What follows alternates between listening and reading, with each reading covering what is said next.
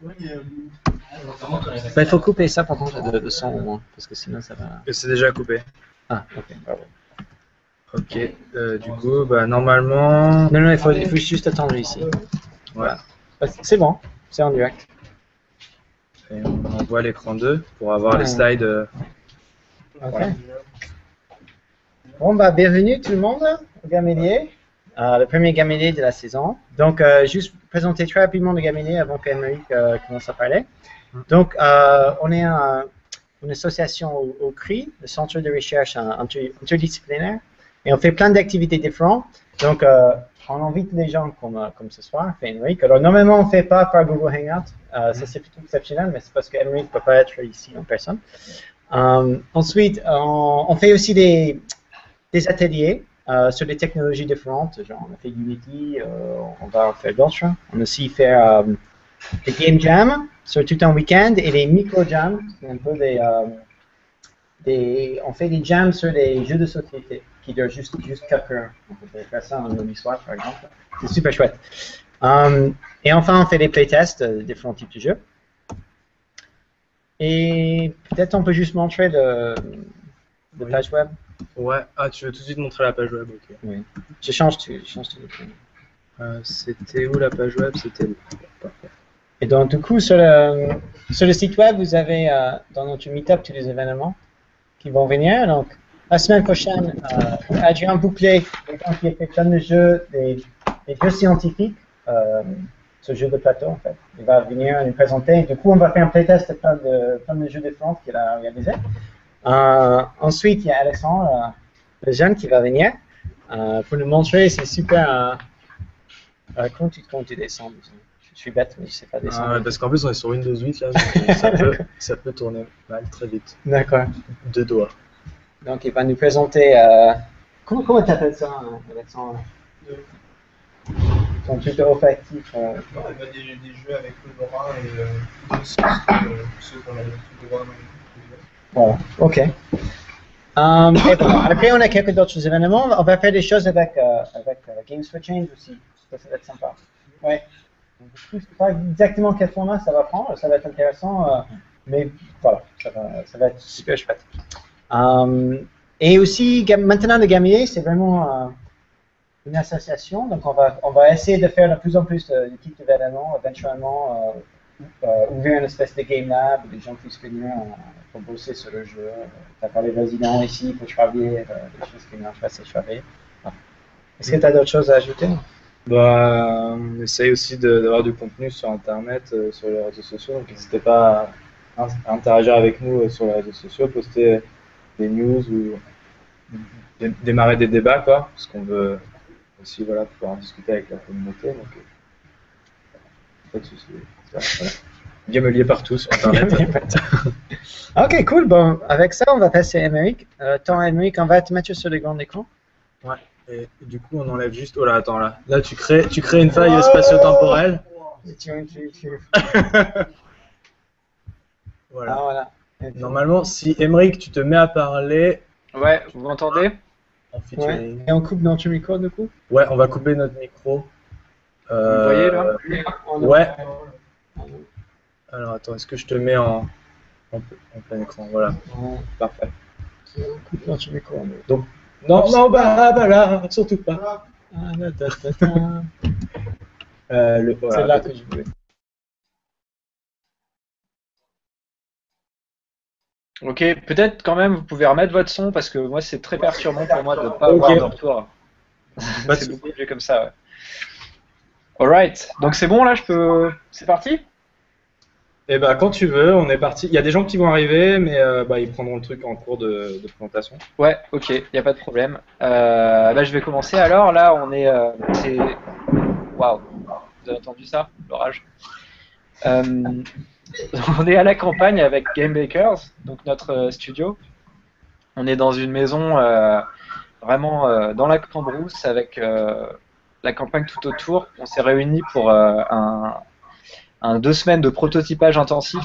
Parce que d'habitude, notre studio est un peu éclaté. Il y a une équipe à Montpellier, mais il y a un développeur à Montréal, un à Toulouse, un dans le Finistère en Bretagne, un à Paris, une en Suède. Donc on est tous un petit peu éclatés. Et pendant 2 semaines, tous les 6 mois à peu près, on se réunit et on travaille ensemble pour une milestone et pour communiquer un petit peu de façon plus humaine et faire avancer le projet efficacement. Donc voilà, c'est pour ça que ce soir, on a une connexion un petit peu campagnarde des années 2000.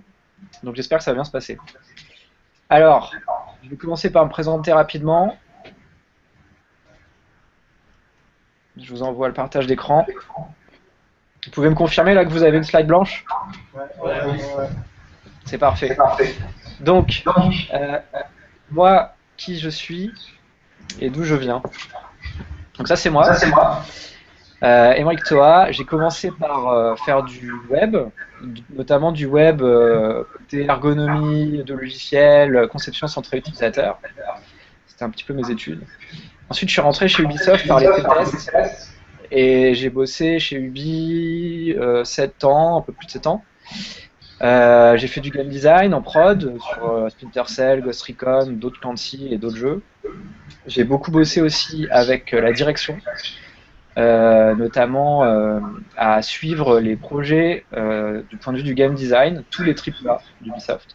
C'est-à-dire faire la communication entre les attentes de la direction, Yves Guillemot et son équipe, et les équipes de développement. Et donc, voilà, travailler sur le game design avec les équipes en lien avec la direction. C'était très très formateur et intéressant. Ensuite, parce que c'est aussi bien d'avoir son propre projet, sa propre équipe et des projets aussi peut-être des fois on a besoin de projets moins importants que ceux d'Ubisoft qui sont souvent des très gros projets.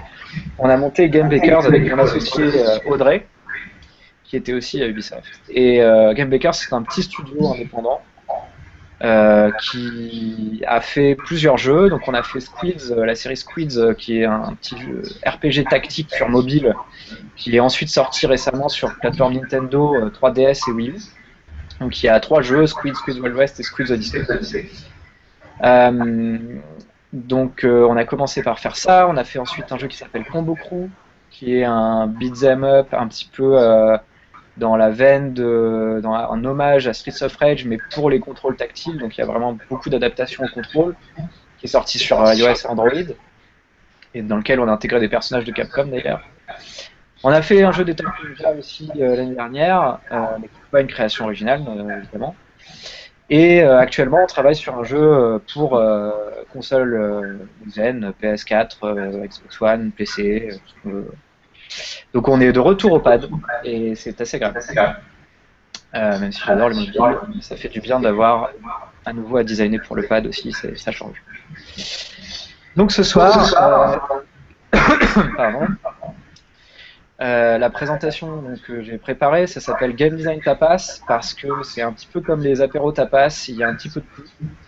Il y a un petit peu de game design, un petit peu de com, un petit peu de market, un petit peu de production, un petit peu de conseils réunis d'expérience. Donc c'est pas forcément des conseils qui sont des choses que je maîtrise moi-même, mais c'est des choses que je m'applique à essayer de maîtriser. C'est un peu comme le samouraï qui toute sa vie va répéter le même coup de sabre. Même si je peux en parler, ça ne veut pas dire que je le fais très bien, mais c'est des conseils et des notes que j'ai pris pendant mes 10 ans de développement de jeux vidéo qui sont des choses qui pour moi sont importantes et ne peuvent pas faire de mal d'être connues et sues par d'autres confrères.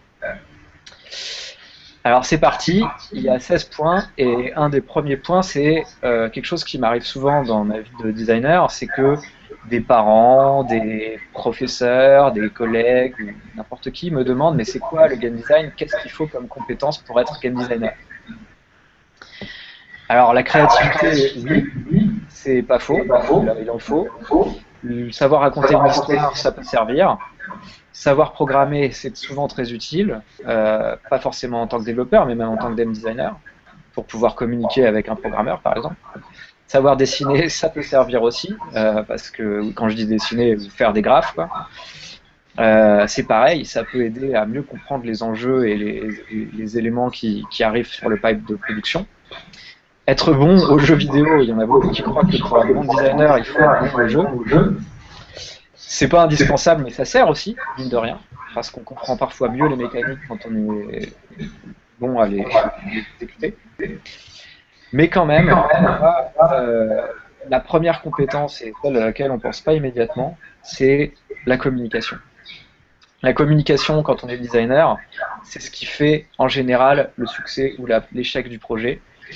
Évidemment, si on est indé tout seul dans son garage, ce problème est très limité. Mais dès lors qu'on est deux dans une équipe, alors imaginez que quand moi on a bossé sur des équipes de 200, 300 à Albi, le problème est décuplé, mais même à partir de 2, 3, 4, 5, communiquer est super important. Et quand j'ai commencé il y a 10 ans, on me demandait de faire des game design documents, des bibles, qui sont des gros documents de design et qui sont vraiment rarement sexy et que personne ne lit à part la personne qui les écrit. Donc c'est des bonnes façons de faire pour formaliser ses idées, mais pour donner la patate à une équipe, c'est absolument catastrophique et ça ne marche pas. Donc, qu'est-ce que c'est qu'un game designer? C'est souvent un collègue qui vient poser une question, le game designer qui répond. Si il s'est un peu planté, on va obtenir ça, c'est-à-dire une espèce de collègue un peu confus qui va retourner à son bureau. Peut-être qu'il va avoir dit ah oui, ok, j'ai compris, c'est cool. Et puis il va revenir et là, oh putain, qu'est-ce que c'est? Et il va être démotivé, il va pas trop savoir dans quelle direction aller, il va perdre un petit peu la confiance. Si on fait bien le boulot, on a un mec qui a les feux dans les yeux et qui revient à son bureau en étant excité par la feature, en disant non seulement je vais la faire, mais je vais la faire mieux que ce qu'on m'a demandé. Et en général, comme c'est un travail d'équipe, c'est cette accumulation de petites flammes dans les yeux qui fait le succès du projet. Donc la communication, c'est vraiment la clé, la chose qu'il ne faut pas négliger en tant que game designer. Alors comment on fait pour y arriver? Moi j'ai des tout petits trucs, et là je vais parler vraiment de petits détails de mise en forme. Je différencie par exemple les overviews et les specs. Qu'est-ce que c'est qu'une overview? C'est un document qui s'adresse à plusieurs personnes, qui doit être excitant, intéressant visuellement, pas long, pas lourd, et qui va inclure les gens. Donc, par exemple, des schémas, des mots-clés, mais rester quand même très très inclusif dans la documentation. Les specs, c'est l'inverse, on s'adresse à une personne, celui qui va faire la feature.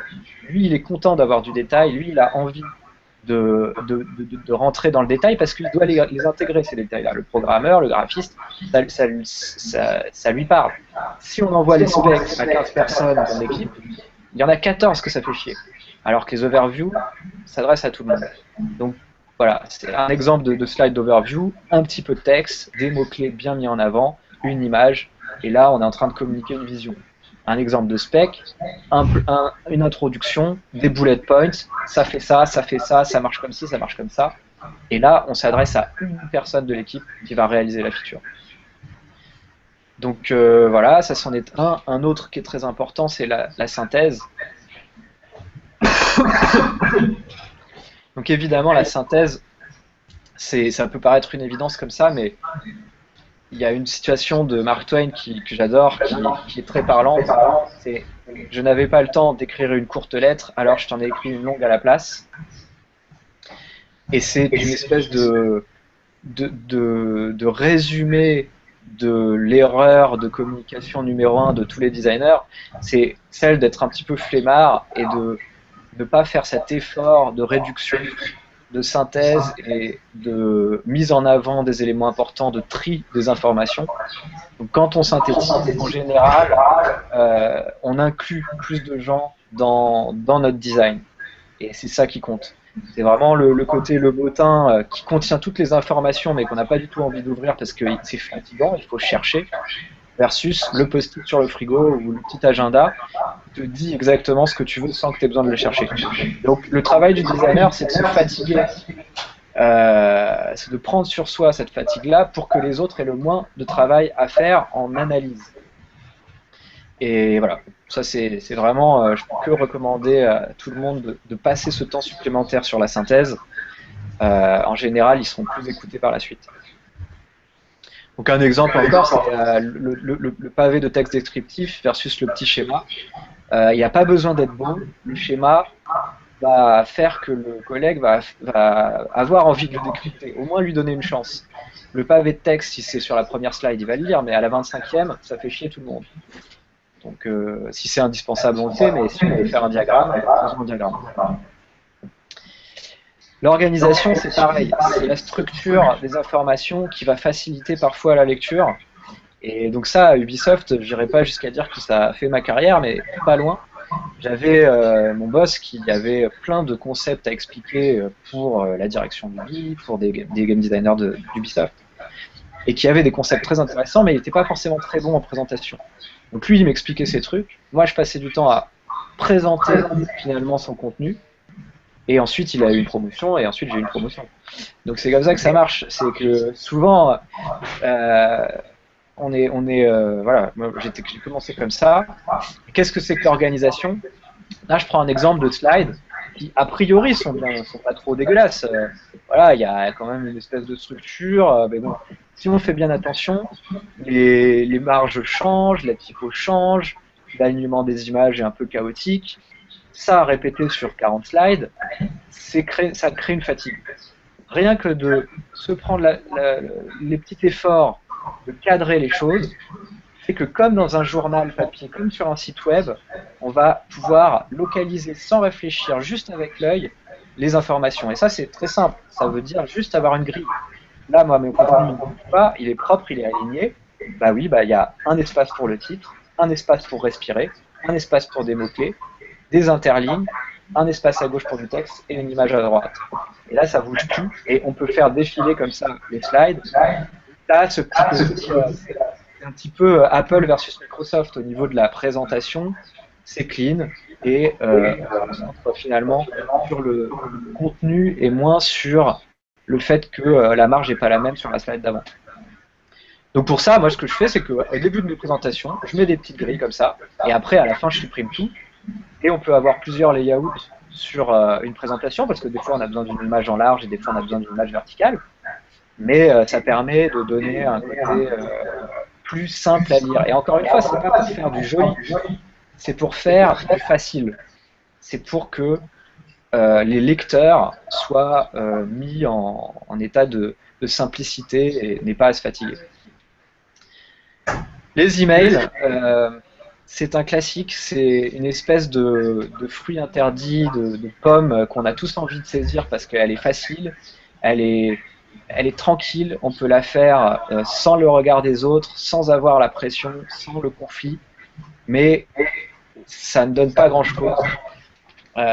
Il m'est arrivé notamment une anecdote avec une producteur Ubisoft qui était assez fantastique et qui un jour, voyant un thread d'email qui continuait un petit peu trop longtemps et qui me voyait répondre pendant 10 minutes à un long mail, est passé derrière moi et m'a dit: les emails c'est pour les lâches, tu prends ton téléphone, tu vas faire un meeting, tu lèves tes fesses et tu lui parles. Et tu n'écris pas un email qui va créer un thread de forum en mode troll. C'est contre-efficace. Et elle m'a quand même un peu dit ça comme ça. Hein. Donc quand on prend dans la tête par sa producer « tu es un lâche », déjà on se remet un peu en question. Et puis ensuite on obéit parce qu'on est bien obligé. Et là, j'ai vraiment... ça m'aura marqué pour toute ma vie, effectivement. Il faut se fatiguer, il faut oser et on ne regrette pas après. Donc qu'est-ce que c'est qu'un email? On a le droit de l'utiliser quand même, c'est quand même pratique. Mais c'est essayer de rester court, bien sûr. Comme pour les présentations, le mettre en page. Mettre en page, ça veut dire, par exemple, nommer les gens qui sont impliqués. Des fois, on est amené à utiliser l'email parce que c'est un moyen de communiquer avec plusieurs gens qui ne sont pas tous au même endroit. Très bien. Mais parfois, on a 7 personnes dans l'email et il y en a 2 qui doivent faire quelque chose. Eh bien, on les nomme, sinon ils se sentent désimpliqués de l'email et ils s'en fichent.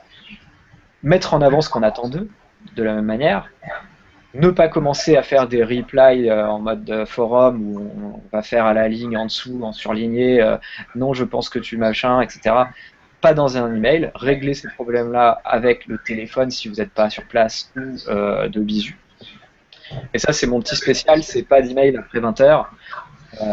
parce que en général à 20h on commence à être fatigué, on est plus susceptible, on est moins clair, et de toute façon la personne qui va le recevoir à 22h et l'ouvrir, elle sera fatiguée, elle sera de la même manière susceptible, et si elle le reçoit à 10h le lendemain, ça ne changera rien pour le but de l'email. Donc écrivez-le à 20h si vous voulez, le lendemain matin vous vous réveillez, vous refaites une lecture, vous rechangez les 2-3 mots qui accrochent un peu et vous envoyez, ça ne change rien du tout et ça évite des problèmes.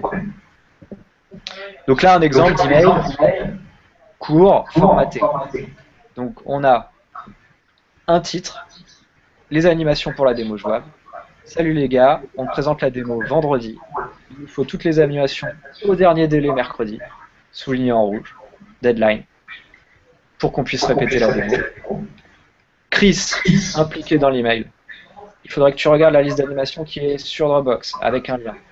C'est la priorité. On ne met pas la liste d'animations dans l'email parce qu'elle est longue et qu'on n'a pas envie de saturer.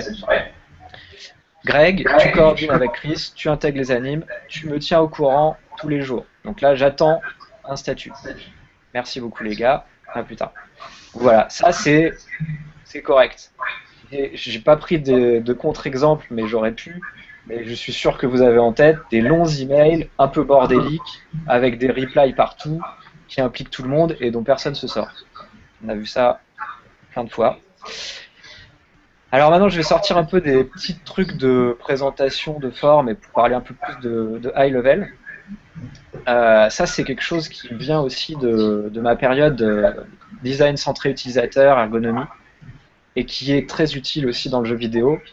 C'est récompenser l'individualité, ou, reformuler autrement, ne pas inciter le consensus mou, le design by committee comme on dit en anglais. Le consensus mou, c'est un petit peu ce truc-là. On met tout le monde dans la salle, on écoute tout le monde, on essaie de plaire à tout le monde. C'est comme en peinture, quand on a quelqu'un qui aime le jaune, quelqu'un qui aime le rouge, quelqu'un qui aime le vert, quelqu'un qui aime le bleu, et ben on fait une peinture marron et c'est dégueulasse. Donc, essayez autant que possible d'écouter les gens, mais de ne pas mélanger forcément, de ne pas faire du consensus. Ça donne de la force à un concept créatif. Et mine de rien, le jeu vidéo, c'est pas des features comme dans le logiciel, c'est pas seulement de l'utilité, c'est de la création et c'est du piquant. Si on n'a pas ce piquant, en général, personne nous déteste et personne nous aime. Et c'est pas ça qu'on veut. On veut que les gens nous aiment et si possible nous détestent aussi parce que ça crée quelque chose de mémorable. Si on crée rien de mémorable, on peut aller bosser ailleurs. Un autre exemple, c'est si on demandait à l'association des fans de chiens de designer un chien, voilà, tout le monde y mettrait du sien et on aurait un truc qui ressemble à rien. Donc, mon favori, c'est Bill Cosby. I don't know the key to success, but the key to failure is to try to please everyone. C'est exactement ça. Si on essaie de satisfaire tout le monde, on ne crée rien. Et en design, je reprends Apple, hein, je suis pas du tout. C'est juste que même sans parler de leurs produits récents, l'iPod était un fantastique exemple de conception très très très bien focusée. Les MP3 players existaient avant l'iPod. Les mecs, ils ont dit, ok, on va pas pouvoir enregistrer de fichiers, on va pas pouvoir encoder de fichiers, on va pas pouvoir lire de différents médias, de vidéos, quoi. On va pas pouvoir ressortir les fichiers. Pour les mettre, il va falloir passer par une interface hyper bloquée et pas par comme une clé USB. Ils ont fait ça, ils ont mis un bouton, une molette, c'est pour faire écouter de la musique. C'est tout. Qu'est-ce que ça a fait? Ça a fait que les quelques geeks qui avaient déjà des MP3 players ont dit « Ah putain, mais c'est trop nul !» Et ça a fait que ma petite sœur, qui savait même pas ce que c'était qu'un MP3, écoutait de la musique dans sa poche. Et même si elle savait pas ce que c'était sur son iPod, elle avait de la musique. Et ben, les mecs qui, dans la salle de réunion chez Apple, ont dit « On ne peut pas encoder, on peut juste écouter de la musique », c'est des bons. C'est juste qu'ils ont tout compris. Donc ça, c'est la même version, mais adaptée aux jeux vidéo aujourd'hui et à l'indé, notamment. Standout BAG. On va tous être confrontés au fait qu'il y a énormément de jeux. Comment on fait pour se distinguer? Comment on fait pour intéresser les gens? Alors qu'il y a 1 milliard d'indés et une centaine de AAA monstrueux, imbattables par an, eh ben, on fait, en tout cas, du moins, c'est la stratégie de Game Bakers actuellement, du triple I. Le triple I, c'est, à la différence du triple A, qui essaie d'avoir toutes les features à un niveau de polish ultra avancé et qui peuvent se le permettre parce qu'ils ont des millions et des grosses équipes et qu'ils ne peuvent pas faire moins parce que de toute façon ils vont se faire attraper par la concurrence s'ils font moins. Nous on se doit de faire un truc, de le faire excellent et de ne pas se disperser. Parce que c'est ça qu'on attend dans un plus petit jeu, dans un jeu indé, c'est une innovation forte, maîtrisée. Avec les AAA, c'est un petit peu l'inverse. Et ça, c'est le conseil que je donnerais à si des gens ici travaillent dans des grosses boîtes, des Ubisoft, Electronic Arts et compagnie. Si aujourd'hui j'étais directeur créatif d'un AAA, j'appliquerais pas le One Edgy Feature with Great Execution, j'appliquerais One Great Feature and Nothing That Sucks. C'est-à-dire qu'on fait un truc bien, très bien, qui est différenciant, mais surtout, on n'a pas de défaut à côté. Donc là, par exemple, on a Resident Evil 6, c'est un jeu avec des production values incroyables, c'est-à-dire voilà, de l'exécution incroyable en termes de visuel, de la quantité, un scope, des quantités de features monstrueuses, énormément de replay value, mais énormément de frustration, de petits détails mal exécutés. Gears of War, à côté, c'était un jeu de 6 heures, il y avait un cover shoot et une chainsaw, mais ça glisse comme dans du beurre. On avance, on sait où on va, il n'y a aucune frustration, c'est lisible, limpide, et on a exactement ce qu'on nous a dit qu'on aurait. Donc voilà, le score est sans appel, et la licence, après, c'est aussi mieux portée pour l'un ou l'autre. Et je peux donner un contre-exemple, mais qui est quand même intéressant, c'est Assassin's Creed. C'était pareil. C'était un jeu qui avait une super bonne feature, qui était complètement innovante. La grimpette dans la ville, là, c'était du jamais vu. Mais avec de la désillusion sur la répétitivité, sur le combat à l'épée, il y avait quelques trous. Et ils se sont pris 81, mais c'était un désastre à Ubisoft à ce moment-là. Heureusement, et les ventes se sont bien passées, et ils ont bien corrigé sur la licence, ce qui fait qu'avec un appeal aussi fort, ils s'en sont bien tirés. Mais le score de 80 pour le premier Assassin's Creed, c'était une gifle. C'était vraiment pas quelque chose de prévu. À l'inverse, Dead Space, il y a des innovations, bien sûr, mais c'était beaucoup plus poliché. C'est là qu'on retrouve une différence de score, alors qu'il y a un jeu qui manifestement était plus puissant et qui d'ailleurs restait en termes de licence quelque chose de plus fort. Pour revenir sur du game design, c'est un conseil, c'est une notion qui est très très connue et qui fait aussi l'objet d'un livre de Ralph Koster qui s'appelle Theory of Fun. Donc c'est le simple fait que apprendre quelque chose dans la vie à n'importe quel moment, ça génère une sensation de plaisir et souvent d'amusement. Le moment où on comprend. Donc en termes alors, conseil en tant que game designer, c'est de penser à ça tout au long du développement. C'est que le joueur, lui, quand il est devant un jeu, il commence par une phase de décryptage de patterns. Qu'est-ce qu'on me demande de faire là? Qu'est-ce que je dois faire? Ah ok, c'est comme ça que ça marche, il y a un bouton, ah d'accord, mais pourquoi lui il est pénible? Ah putain, il y a un trou ici, putain c'est chiant. Et tout d'un coup, ah mais oui ok, il faut que je saute 2 fois pour passer le trou. Et donc là, on a une espèce d'ampoule au-dessus de la tête, et ce moment-là, c'est un des moments fun que le designer doit avoir prévu. Comment je crée des ampoules au-dessus de la tête du joueur? Derrière, le joueur exécute. Ça marche, il est super content, et on répète cette boucle. Pattern, ampoule et récompense. Et si on est capable de prévoir les ampoules et de te dire ah bah là il y a un truc à comprendre, le joueur va avoir son ampoule et qu'on peut répéter ça tout au long de la durée de vie du jeu, on sait que les gens vont pas s'embêter. Et ça marche pas seulement pour les jeux de puzzle ou plateforme, ça peut marcher très bien pour un jeu de bagnole. Apprendre à maîtriser une courbe, s'il y a une vraie courbe d'apprentissage sur l'analogique du dosage pendant le virage et que le joueur améliore son temps et double le concurrent dans le virage au bout de la 3e essai, la grosse ampoule quoi, c'est génial. Donc essayez de travailler sur ce moment qui est je décrypte une pattern, je la comprends, je l'exécute et je la passe. C'est un des cœurs, et c'est très haut niveau, mais c'est très abstrait, mais c'est quand même quelque chose à garder en tête. Dans le même genre, ce que j'appelle few inputs, lots of outputs, c'est peu de choses, peu d'outils, peu de boutons à appuyer, beaucoup de capacités. Et ça, Nintendo sont vraiment des champions du monde là-dedans. Ils sont capables de faire des jeux avec 3 boutons dans lesquels il y a des dizaines de capacités. Et tout au long du jeu, en fonction de avec quoi on interagit, de quel power-up on a, on va faire différentes choses. Si on appuie sur un bouton en face de rien, on saute. Si on appuie avec une carapace, on attrape la carapace. On jette une boule de feu, on fait un wall jump. Il y a des tas d'interactions contextuelles. Donc on est en train de mettre la profondeur, non pas sur les boutons de la manette, le nombre de capacités physiques sur le contrôleur, mais sur les interactions dans le jeu, les ennemis, le level design.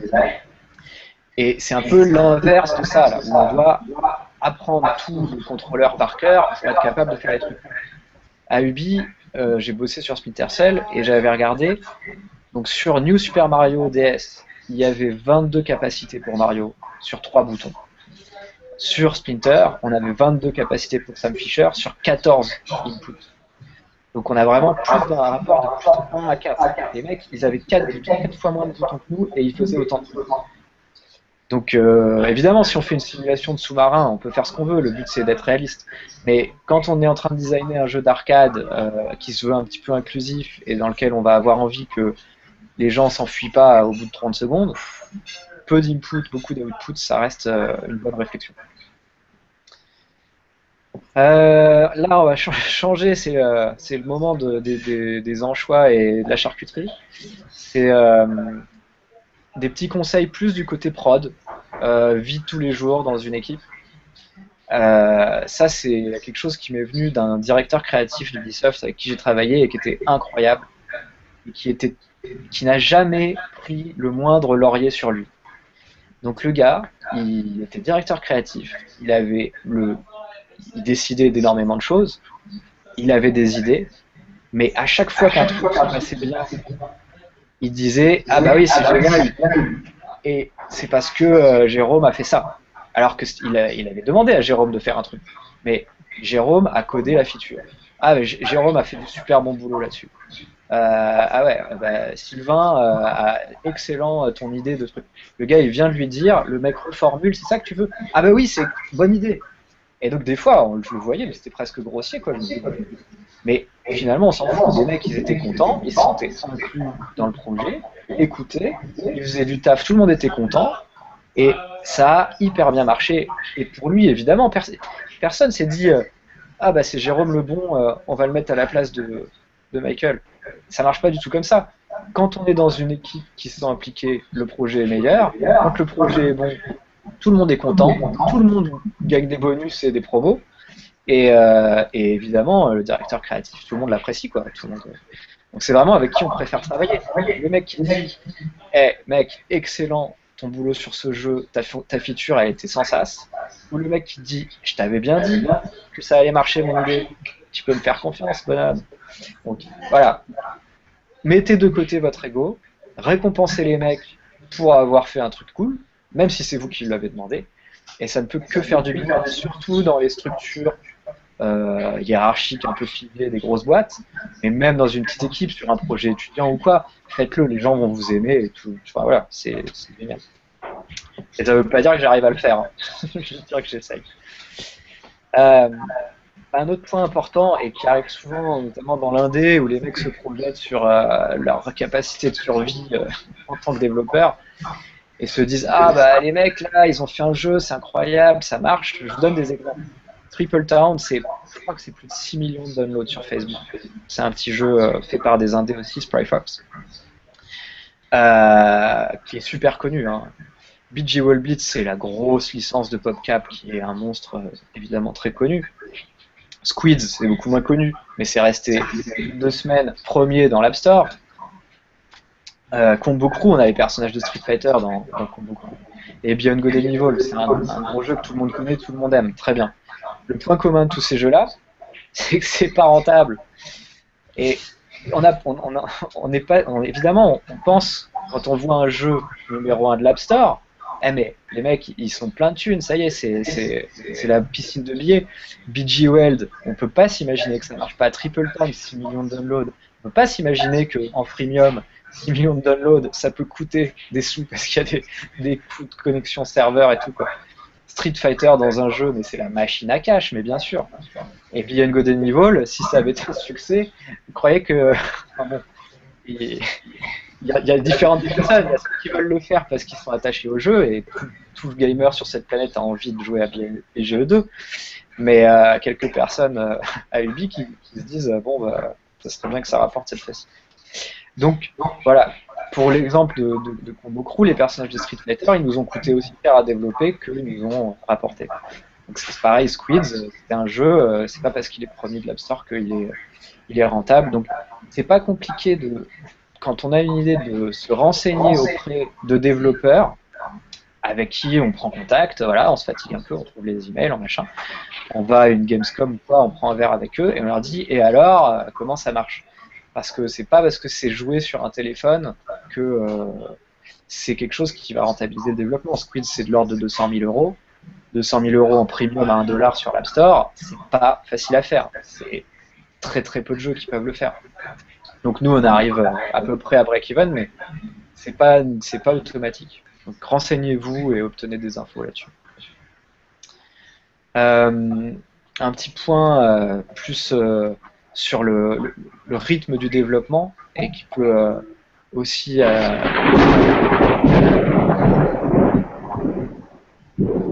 désolé, c'est clair là, c'est l'apocalypse. C'est quand je vais parler du burn-out, c'est pour mettre en grosse ambiance. Ça peut arriver pour les indés parce qu'ils se contrôlent pas et ils font que ça toute la journée. Ça peut arriver aussi dans les grosses boîtes quand on travaille soit en gros volume horaire, soit avec beaucoup de pression des équipes et des boss et des différentes sphères hiérarchiques. Donc moi, ce que je dis, c'est que le développement, ça devrait être comme la bonne grosse rando. Pas comme le sprint. Le sprint, ça va, c'est bien, c'est le crunch. On peut le faire pendant 10 secondes, mais après 10 secondes, on fatigue et on s'essouffle. Donc le crunch, c'est 2 semaines. Hein. Après ça, ça marche pas. Il y en a qui disent que le jeu vidéo, c'est plus comme un marathon. C'est pas vrai, en fait. Si on fait ça, on se tue aussi. Qui c'est qui peut faire un marathon là dans la salle? Je sais pas. Moi, je peux pas. À 20 km, je suis claqué. Donc, ne pas maintenir un gros rythme sur 2 ans, ça épuise. Ça épuise pour longtemps.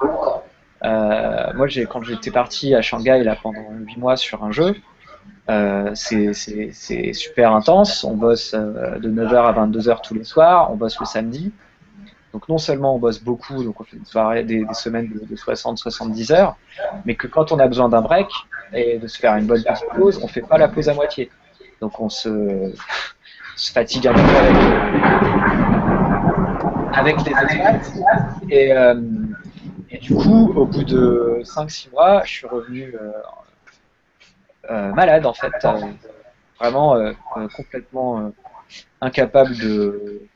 Enfin voilà, comme un peu avec une mononucléose, des grosses fatigues, impossible de faire quoi que ce soit. Et donc voilà, ça c'est à faire attention.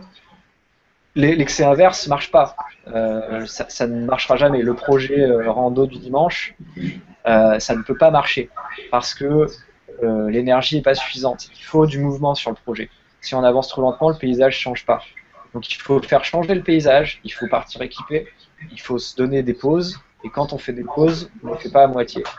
Donc moi, mes petits conseils, c'est pas de crunch de plus de 2 semaines. Et un crunch, ça veut dire 12-14 heures de boulot par jour, week-end inclus. Ça, on peut le faire 2 semaines. Après 2 semaines, on est claqué, on est plus créatif. Quand on fait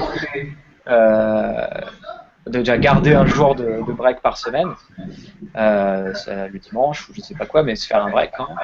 Quand on fait un break, le faire, mais pas à moitié dans la journée. Si je dis que je prends un break, je le fais. Je vais pas à mon ordi un peu le matin, ensuite je prends une pause de 2 heures, et puis finalement je reviens vers mes emails l'après-midi, puis à 22 heures. C'est contre-productif. Les vacances sont utiles sur du long terme. Ça fait des pauses, ça redonne de l'énergie et ça fait respirer le cerveau. Se concentrer à faire avancer le projet. Si on voit que ça stagne depuis 3 semaines, 1 mois, générer une milestone, générer un truc, faites donnez-vous des deadlines et faites que ça bouge. Sinon, on va dans le mur. Et dans un sens, il y a Amnesia Fortnite de Double Fine où ils font sur des longs projets, ils faisaient des espèces de game jam qui permettaient de redonner aussi un petit peu d'air au cerveau de l'équipe.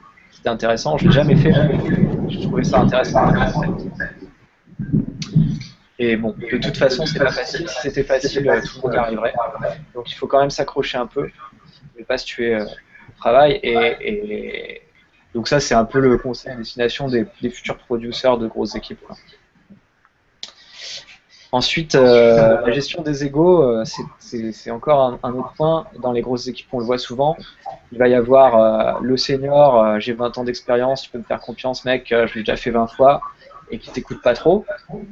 Et le petit jeune qui sort de l'école et qui dit bah oui, mais moi, je sais ce que c'est les tendances, toi tu connais pas les Pokémon, moi j'ai vécu avec.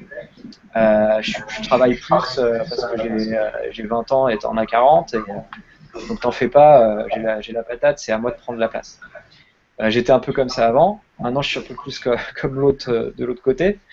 Dans tous les cas, il y a des mecs meilleurs, il y a des seniors meilleurs, il y a des juniors meilleurs. J'ai fait le jury de Infogame il y a quelques mois et j'étais impressionné par les mecs. Mais ça c'est vrai dans toutes les écoles, hein. D'autres jurys et à chaque fois c'est pareil. Il y a des mecs qui sortent des études là et qui sont plus polyvalents, plus techniques, plus créatifs que moi. Il n'y a aucun problème à le reconnaître. Le meilleur truc là-dedans, c'est qu'il suffit de bosser avec eux pour que le projet soit meilleur. Donc accepter les forces des autres au lieu d'aller contre eux et utilisez-les dans le projet, donnez-leur le crédit comme je disais tout à l'heure. Et en général, c'est vous qui allez être récompensé. 15 sur 16, on arrive bientôt au bout. Et ça, c'est un truc qui peut très souvent arriver, notamment dans les grandes équipes. Moi, à Ubi, j'ai fait des jeux en faisant des PowerPoint et des Excel, mais sans toucher au moteur du jeu. Je pense que c'est une grosse erreur. Surtout quand on commence en pré-prod, au début du projet. Il y a un level à faire, il y a un level designer. Moi, je suis game designer, et ben je prends 2 jours et je fais un level. Et puis, comme ça, je sais ce que c'est son boulot, je sais ce que je vais lui demander par la suite, je connais les contraintes avec lesquelles il travaille. C'est vraiment, vraiment important. Si c'est... je vais donner un autre exemple, là, c'est le pipe de Combo Crew pour ajouter un perso, par exemple. Donc, on commence par faire un concept art, donc il faut briefer le concept artiste. Ensuite, on a le modé, la production du perso 3D. Il faut briefer pour les animes. Alors évidemment avec les persos c'est facile parce qu'on avait des refs, mais si on crée un perso original, on fait des sketchs de refs, on trouve des refs pour les animes pour donner un petit peu de direction. L'intégration avec les réglages des timings, ça c'était notre outil, c'était une macro Excel qui exportait ça en fichier JSON. Mais il y a tout un travail de réglage pour l'intégration. Le level, alors là, évidemment dans un fighter d'arène, il n'y avait pas vraiment de level design, mais c'était régler le spawn des persos. Mais sur Squeeze, on avait énormément de level design, connaître les outils qu'il faut utiliser. C'est très important, même quand on n'est pas celui qui crée les niveaux. Et même un producteur, hein, pourrait se prendre 2 jours sur un projet de 3 ans à faire un level. Hein. Il ne faut juste pas avoir honte de le faire. Ensuite, en parallèle, on fait des éléments du UI pour intégrer dans les menus.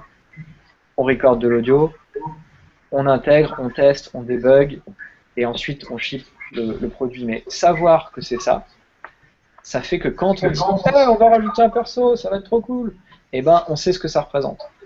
Et trop souvent, on ignore ce côté réalité concrète, qui fait que parfois on peut se prendre des murs parce qu'on a complètement sous-estimé certaines tâches ou certaines contraintes tout simplement du pipeline de prod.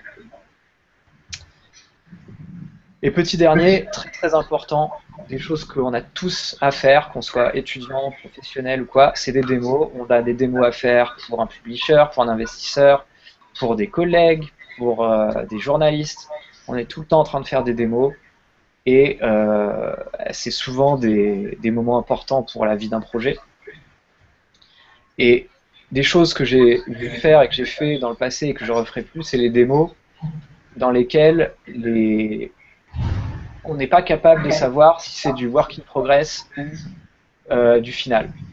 évidemment, nous, en tant que développeurs, on sait que l'anime n'est pas à la bonne vitesse, qu'il manque un FX, que les contrôles sont pas tweakés, et que il y a de l'optime à faire sur le framerate. Nous, on le sait.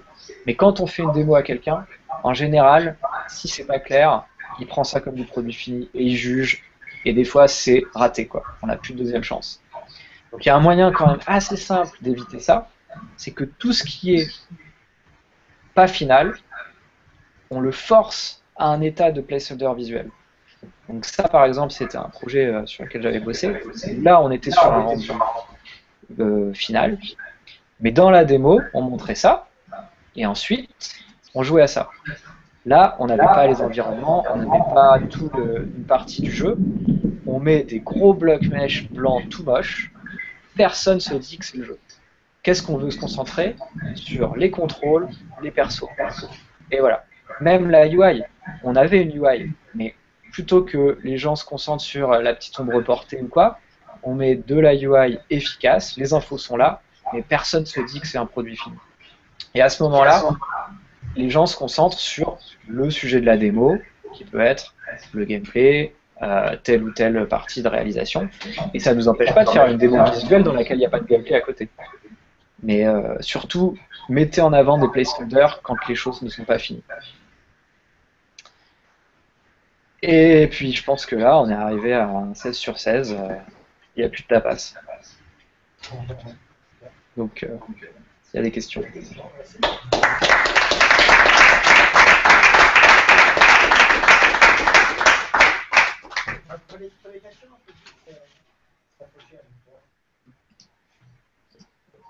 Bien, vous me dites, j'essaie de répéter.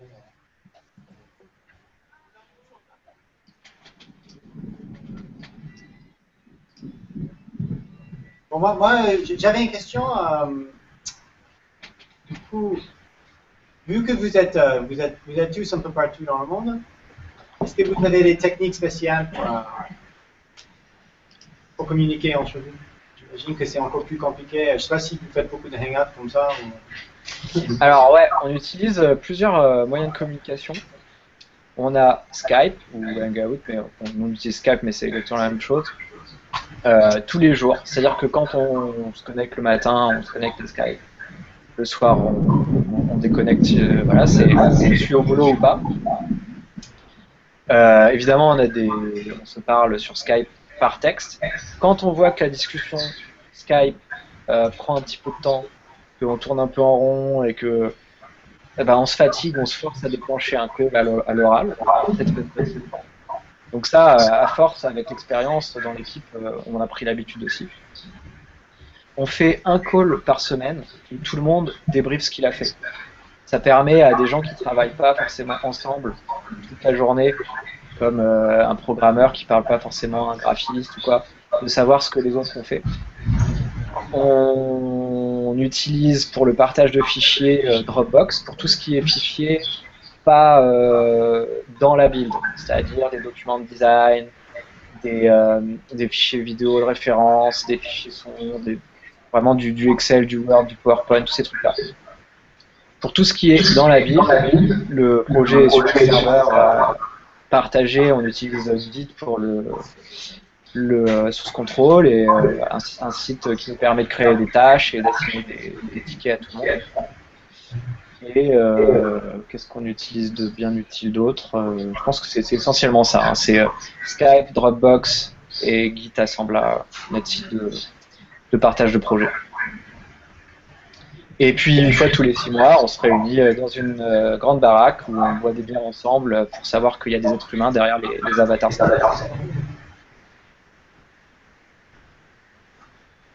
Il faut nous montrer un peu? C'est ta maison là? Je peux montrer, mais c'est un peu dur parce que je suis câblé du coup pour avoir la bonne connexion. Mais je peux montrer ça là. Attends. Tchac.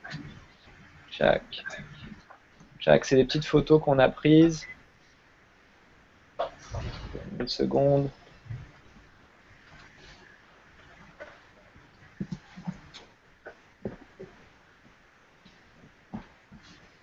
Donc là, voilà, on est en train de bosser dans une grande maison, on est sur des tables en bois posées. sa cuisine aussi. Des tables posées un petit peu en bazar dans le grand salon. Et puis voilà quoi, c'est vraiment très esprit projet étudiant, pas du tout guindé. On est quand même une petite équipe, donc c'est quand même assez. Oui, on a aussi un billard et une piscine, parce que tant qu'à faire, il faut qu'il y ait des activités. Donc, voilà, comme ça que ça se passe.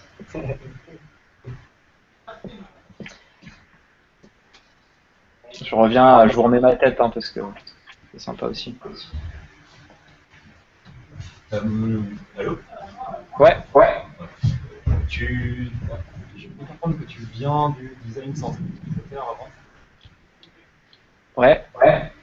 Et du coup, t'es pas arrivé dans le jeu vidéo classique par une voie game design, mais plutôt avec une approche centrée utilisateur qui est peut-être moins courante dans l'industrie. Qu'est-ce que tu as pu amener de ta formation initiale centrée utilisateur vers le jeu vidéo qu'il n'y avait pas quand tu es arrivé à Ubisoft ou ailleurs, en termes de méthodologie, d'état d'esprit, tout simplement, de technique?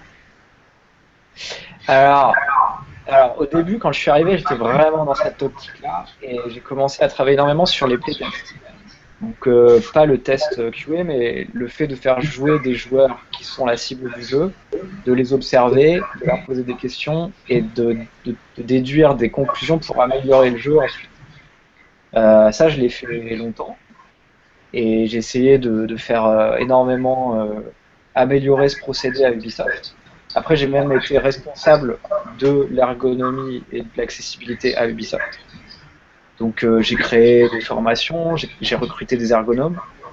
On a vraiment construit ça avec le patron et tout, mais cette logique d'amélioration qualitative à partir des utilisateurs cibles. Ça, c'était intéressant.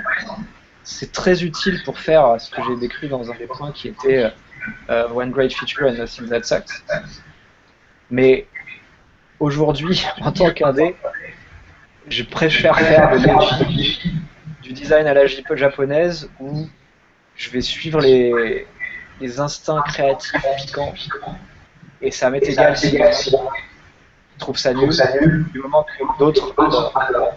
Donc il y a vraiment une espèce de truc entre le produit de grande distribution, le blockbuster qui doit plaire à la masse pour être rentable, et la niche que nous on fait aujourd'hui, où il faut que ce soit unique et extrêmement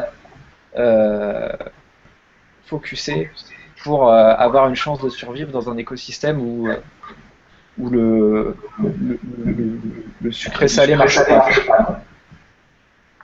Donc du coup, je mets un peu de côté le design centré utilisateur pour recentrer vers quelque chose de beaucoup plus égoïste. Et c'est pour ça, après, il y a des gens qui disent que l'indé c'est de l'art, le blockbuster c'est du produit de divertissement. Moi je dis pas, je m'en fiche en fait, c'est pas du tout une question qui m'intéresse, mais je sais qu'aujourd'hui, je vais parfois mettre de côté mon expérience de design centré utilisateur pour favoriser quelque chose de personnel qui donne peut-être plus d'âme, qui t'a frustré certaines personnes. Mais bon, à Ubisoft, très utile. Hein.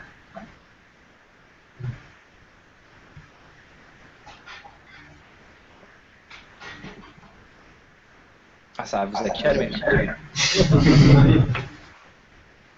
J'ai une autre question, comme tu disais que du coup, même Squid, si c'était un numéro 1 sur l'App Store en quelques semaines, ça ne vous a pas apporté beaucoup d'argent. Du coup, il aurait fallu faire quoi pour gagner de l'argent dessus? Pour rester numéro 1 pendant un mois, c'est quand même difficile. Honnêtement, je ne sais pas. Il y a plusieurs choses. Un, si j'avais fait le jeu tout seul, ou récemment il y a les Français là, de Out There, qui ont fait un jeu à deux qui a bien marché. Quand on a des coûts réduits, un succès modéré, c'est génial. Je veux dire, si je l'avais fait tout seul, Squid, ça m'aurait payé 3 ans de développement pour un autre jeu. Quand on est une équipe de 10-12, on n'est pas toujours été 10 sur Squid, mais on a été entre 5 et 13, on va dire.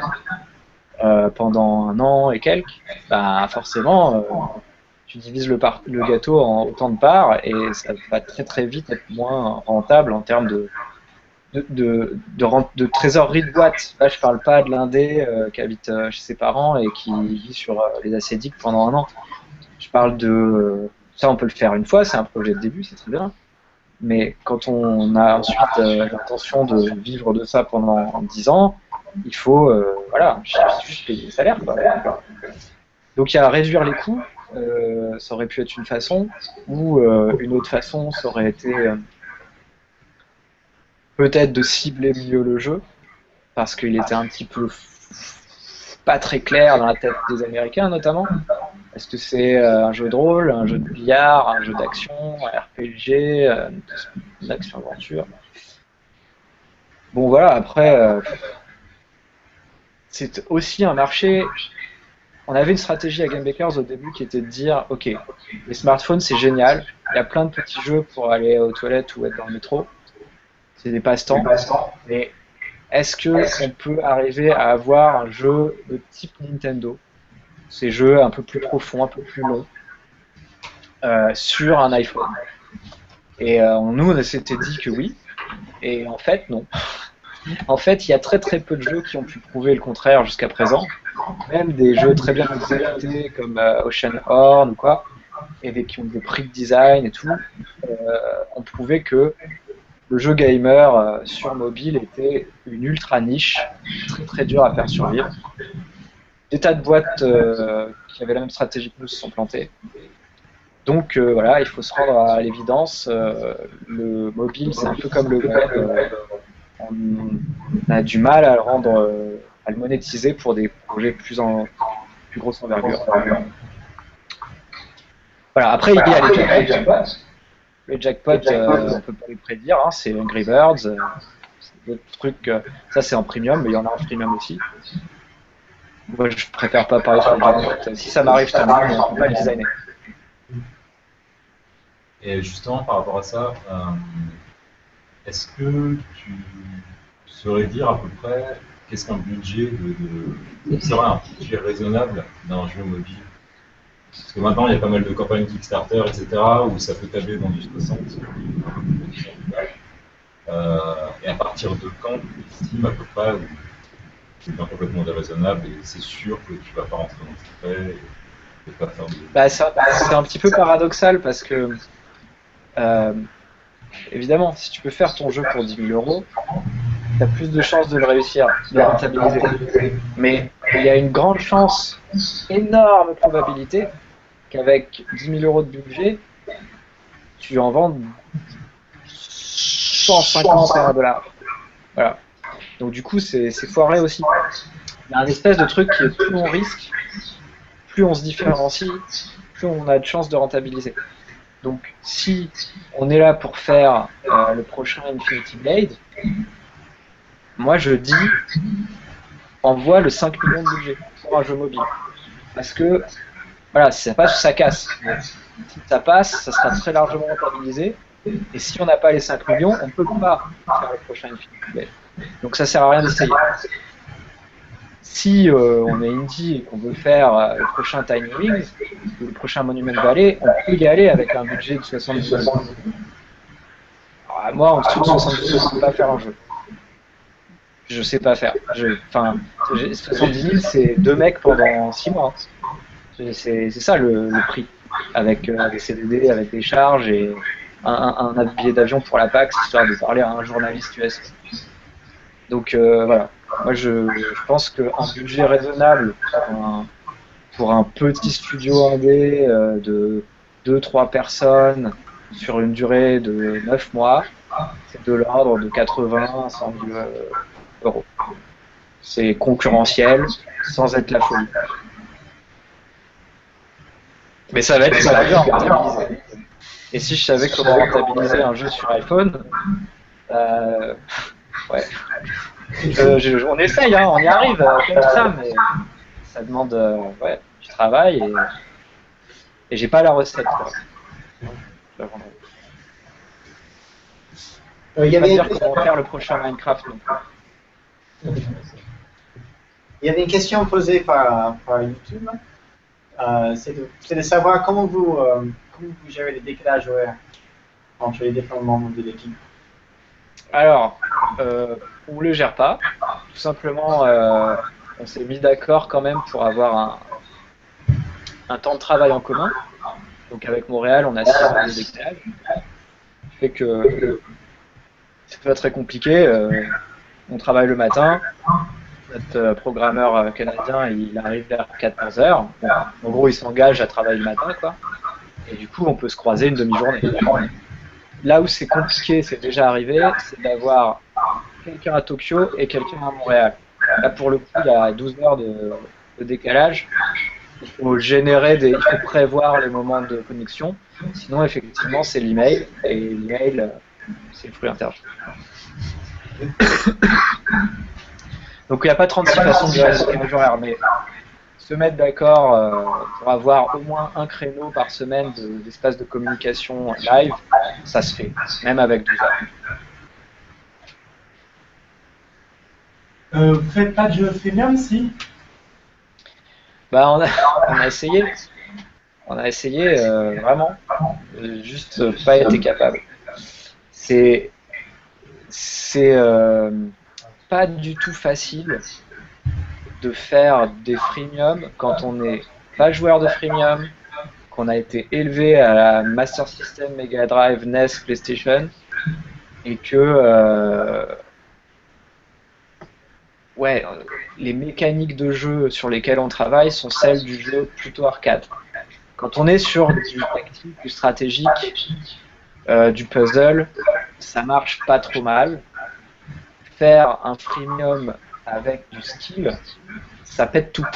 Parce que soit le jeu est marrant, il y a une vraie profondeur de jeu, progression, et dans ce cas-là, on n'est pas dans l'envie de l'achat et de l'accélération, soit le jeu est chiant et on n'y joue pas. Donc, il faut arriver à créer un jeu qui est fun sur 30 heures de jeu, et dans lequel la personne qui a joué ces 30 heures va enfin avoir envie d'acheter un truc. Ça, c'est la base du freemium. Ça sert à rien d'essayer de faire un jeu qui va faire acheter quelque chose au joueur sur sa première heure de jeu. Ça ne marche pas, ça n'a jamais marché, ça ne marchera jamais. C'est l'erreur de tous les designers de freemium. Moi, je suis pas un designer de freemium. On a essayé de le faire, on a vu que ça marcherait pas, on a changé le prix en premium et voilà. Donc on fait pas de freemium parce qu'on a besoin pour en faire. Et qu'on n'a pas envie. Mais bon, c'est qui sait, hein, un jour, si j'ai la révélation pour faire un jeu qui me plaît en freemium, je le ferai avec plaisir.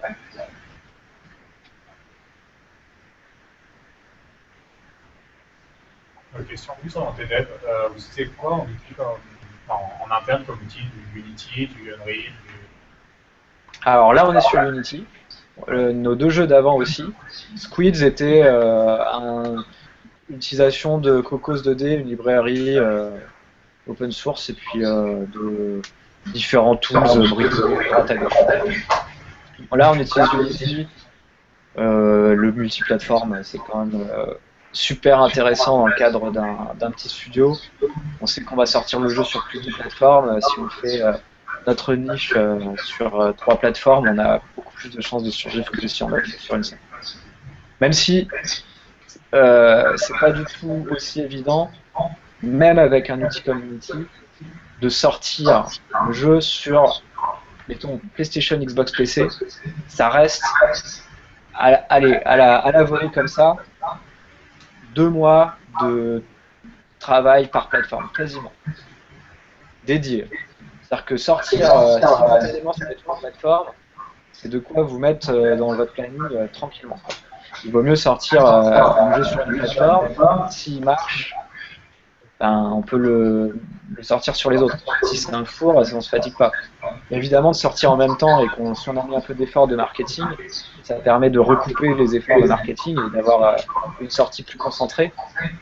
Mais c'est extrêmement dur à faire quand on est une équipe de 10. Ok, ce qui conduit une deuxième question. Pardon ? Ça a conduit à une deuxième question.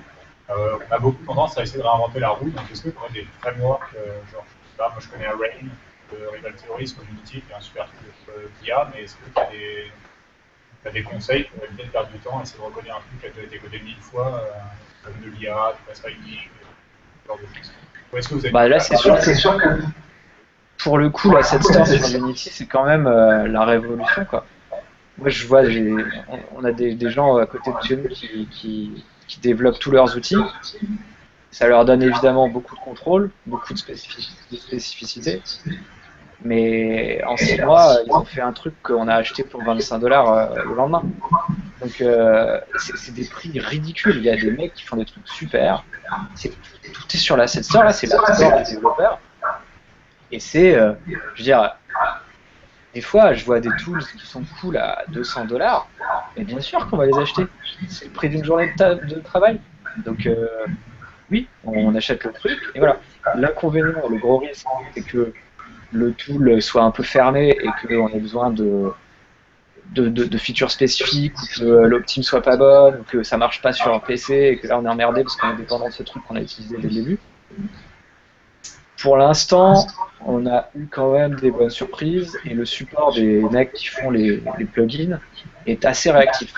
On leur a écrit des mails, on leur dit bah voilà, il y a ça qui marche pas, on aurait besoin de telle feature, et dans la version suivante, on a la feature. Donc c'est quand même super chouette. Après, pas réinventer la roue, le bon moyen c'est d'avoir une roue à son carrosse et pas 5 roues, quoi. C'est essayer de ne pas avoir 25 features et de faire une chose bien plutôt que 10 moyens.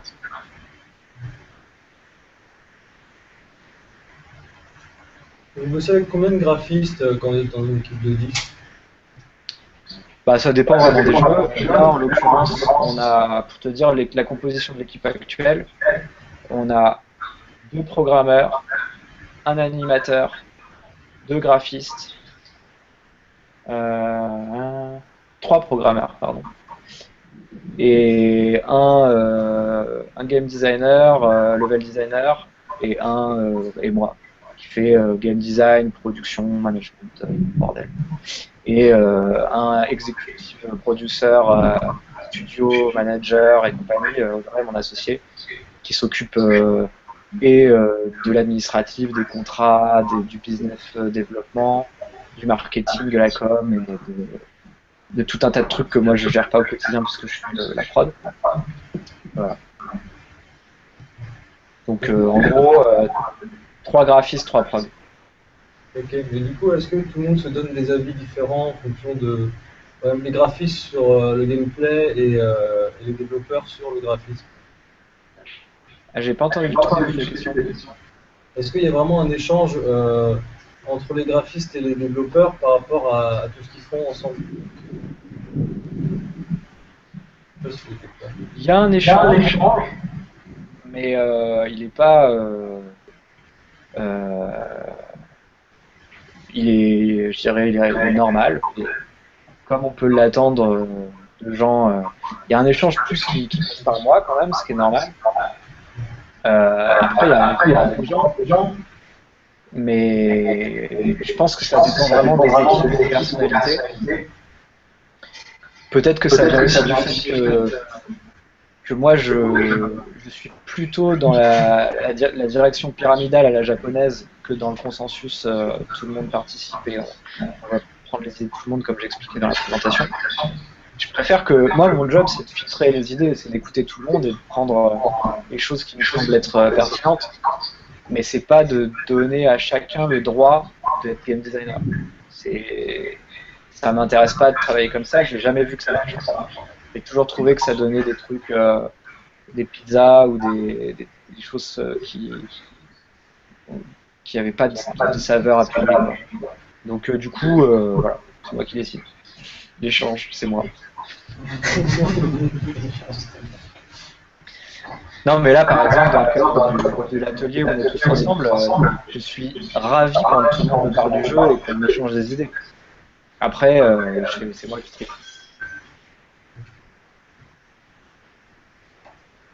Parler de marketing, comment s'organise la communication des nouveaux projets?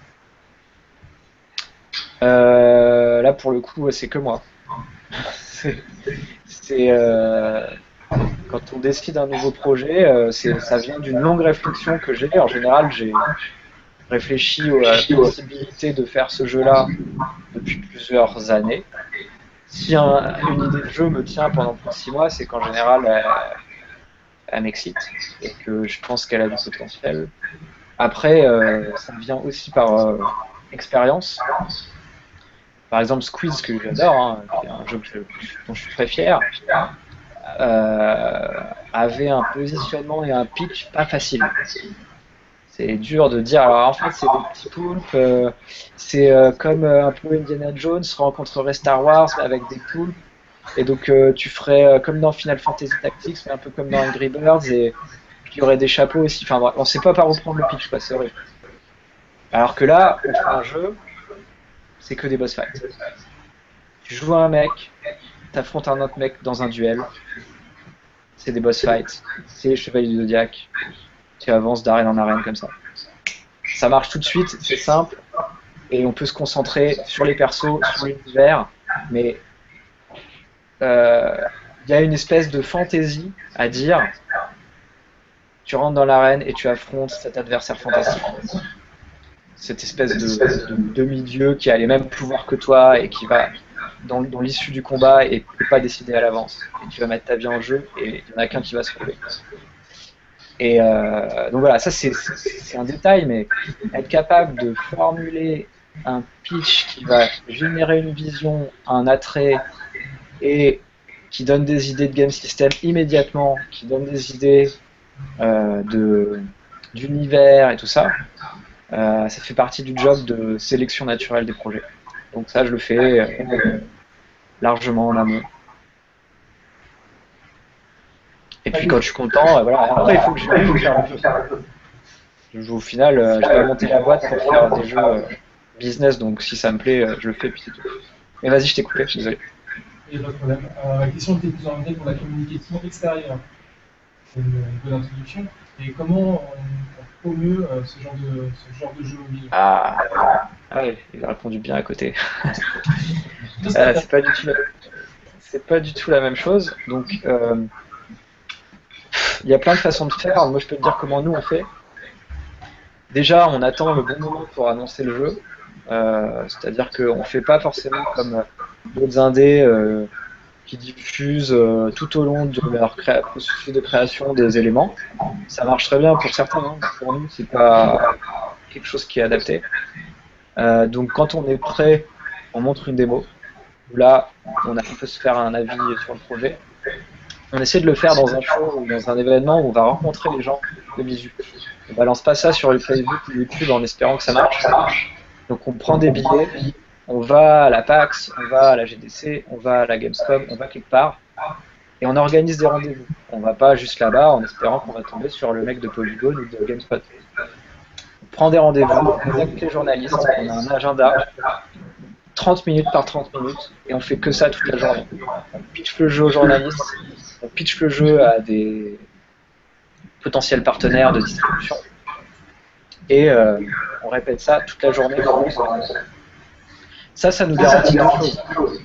Un contact humain avec les personnes qui vont parler du jeu, et un featuring. Les mecs qui nous ont pris une demi-heure pour nous voir, ils vont faire une news, ils vont faire un article. Donc ça c'est important, ça fait un peu partie du marketing. Dans les assets marketing traditionnels, on fait presque uniquement que le trailer. Le trailer, ça c'est pas d'argent perdu, c'est pas du temps perdu.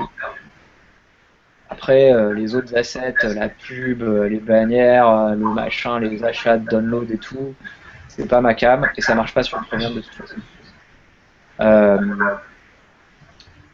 Les press kits, on les met sur des clés USB qu'on donne, comme ça il n'y a rien à télécharger ultérieurement ou pas.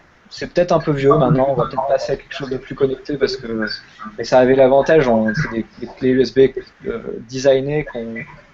J'en avais une dans le coin là, on a une clé Squids. Qu'est-ce qu'on fait d'autre? J'ai vu une slide là-dessus, mais je l'ai plus. C'est essentiellement ça. Ah oui, on fait des press, on organise des press tours Donc on va par exemple à Paris, on prend un lieu, on réserve une salle et on fait venir tous les journalistes du coin pendant la journée et on fait des démos. Donc ça c'est pareil, c'est comme un événement, sauf que c'est l'événement de notre jeu. Donc on peut pas le faire dans tous les pays, mais on est en France, on est à Paris ou n'importe où, on peut le faire quoi, ça se fait. Quand on va sur un show en Allemagne, on le fait avec la presse allemande ou avec la presse qui est sur place. Voilà. Et après, qu'est-ce qu'on fait d'autre qui peut vraiment impliquer le truc? C'est essayer de décrocher des reviews. Ouais. Après, il y a la négociation dans le featuring. C'est super important.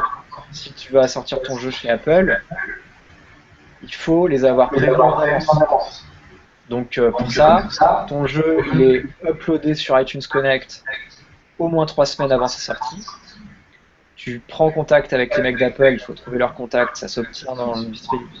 Et tu leur envoies une petite spreadsheet, ils ont des modèles où ils ont toutes les infos du jeu. Et tu dis pourquoi le résumé de ton jeu, ses infos, sa taille, son machin, son truc. Et ça va être reviewé par leur équipe éditoriale pour du featuring. Donc on fait ça avec Android, on fait ça avec Sony, on fait ça avec Microsoft, on fait ça avec Steam, on fait ça avec tout le monde. Il faut que le jeu il soit mis en avant à sa sortie. Donc il faut se fatiguer à parler avec le commerçant. Il n'y a plus le mec de Micromania qui met le jeu sur la première étagère, mais c'est exactement la même chose avec les digital shops. Et une fois qu'on a fait tout ça, déjà on n'est pas trop mal barré quoi.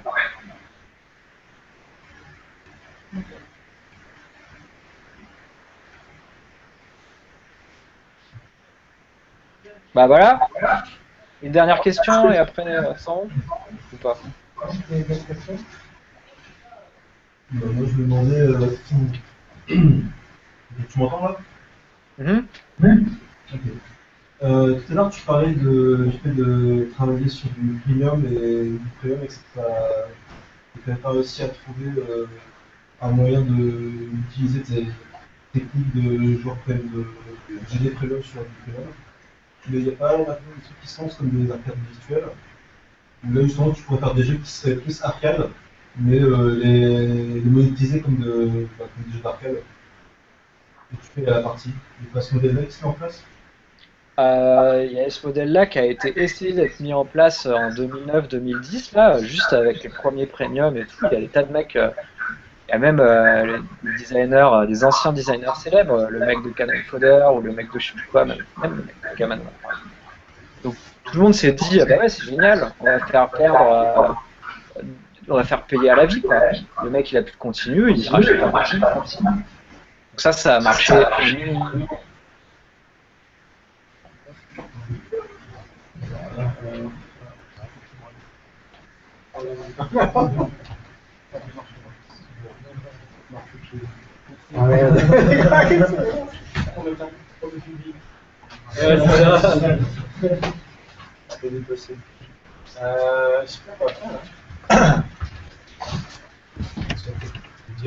Oui.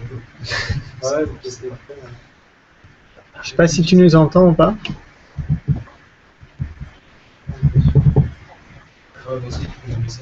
Ouais. Tu bouges un peu.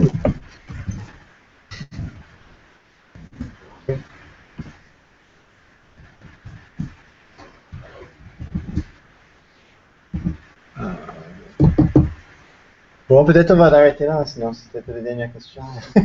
c'est un peu rude quand même. Je sais pas, malheureusement au niveau technique, c'est assez limité quoi. S'il ne peut pas me connecter. Voilà, on va voir.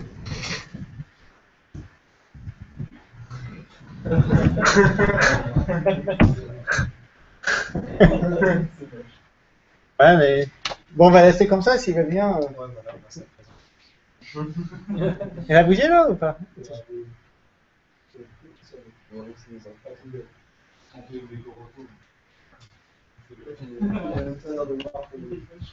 Attends, je vérifie que c'est pas nous. Hein.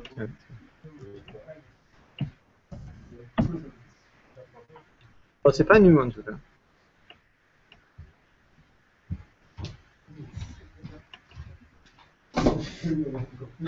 C'est étrange quand même. Bon, bah merci à tout le monde. Ça a été là, je pense. C'est un peu brutal. C'est assez brutal, oui. Mais pas parfait, c'est bon. Bon, oui, on peut... Tu lui parles, il reçoit moi tes messages. Il reste pas? Je te pose la question. Moi, Bah, il a pas répondu, donc... Bah, passe-lui un coup de fil, hein, dans ça. Je passe son numéro de téléphone. Passe-lui un coup de fil et transmets le livre. Attends, je peux essayer une chose, c'est de lui exclure. Ah non, même pas. Ça marche. Ah oui, il est parti. Le mec te va quitter, tout à fait. Bon, on va laisser, si jamais il va bien, c'est tout. Là.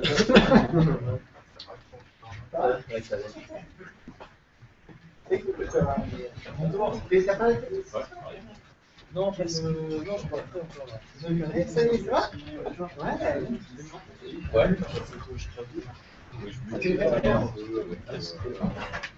Est-ce que. Alors, Ah, non.